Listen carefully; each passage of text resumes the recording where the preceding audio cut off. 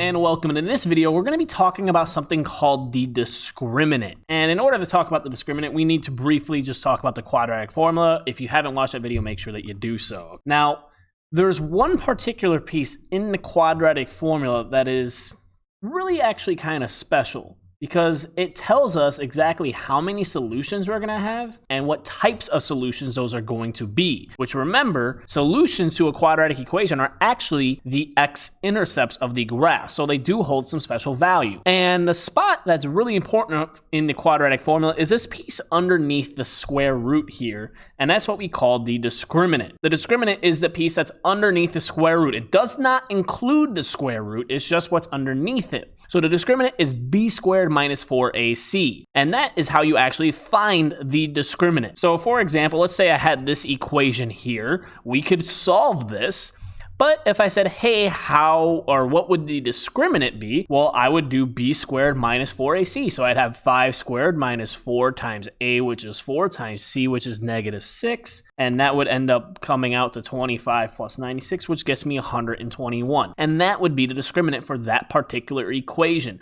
Once again, just like with the quadratic formula, everything needs to be on one side of the equation and 0 needs to be on the other side of the equation. So that would be the discriminant for that particular equation. But I want to take a look at a couple and then talk about why it's actually important and how we can determine what types of solutions they're going to be. So the next equation would be something like this: 4x squared plus 5x minus 2. Well, once again, if I wanted to find a discriminant, I would do b squared minus 4ac, so 5 squared minus 4 times negative 2. And that would get me 25 plus 32, which is 57, right? Now, bear with me, because I want to just go through two more real fast. Let's say we had this equation here, 4x squared plus 4x plus 1. That would end up getting us 4 squared minus 4 times 1, which would end up getting us 0. And then one last one. All right, so let's take a look at this last one. Say something like 4x squared plus 4x plus 5. If I wanted to find a discriminant, I do b squared minus 4ac, and that would end up getting us negative 64. Now, why is that important?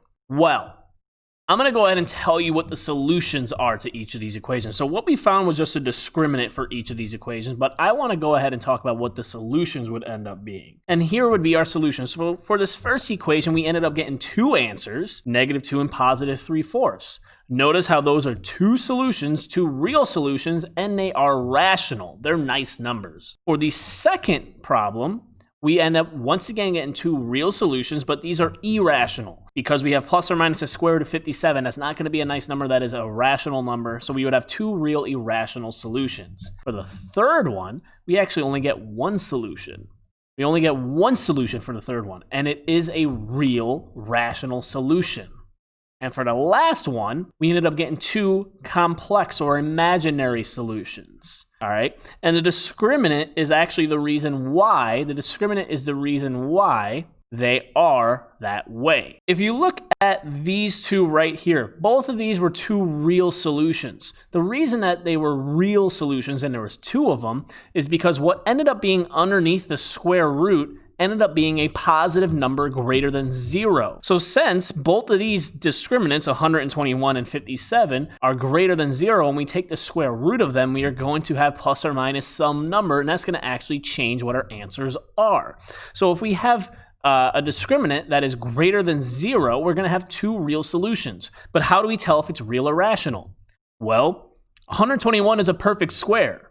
And since it was a perfect square, that means when we take the square root of 121, the square root goes away, and that ended up giving us nice answers. However, 57 is not a perfect square, so that's why you still see it underneath the square root, and that's what makes it irrational. So if the number is greater than 0, if the discriminant is greater than 0, then it's going to be two real solutions, and if it's a perfect square, you get two real rational solutions, so nice answers like 2 and 3/4 and 1/2 and negative 5.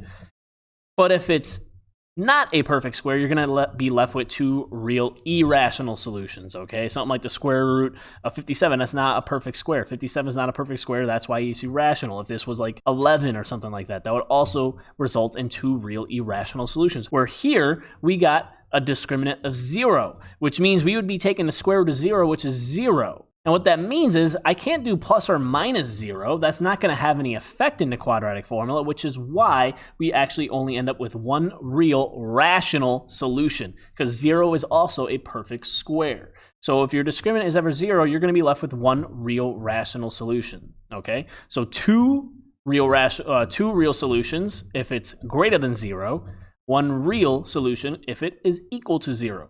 Now over here, we ended up with two imaginary solutions. And that is because the discriminant was negative.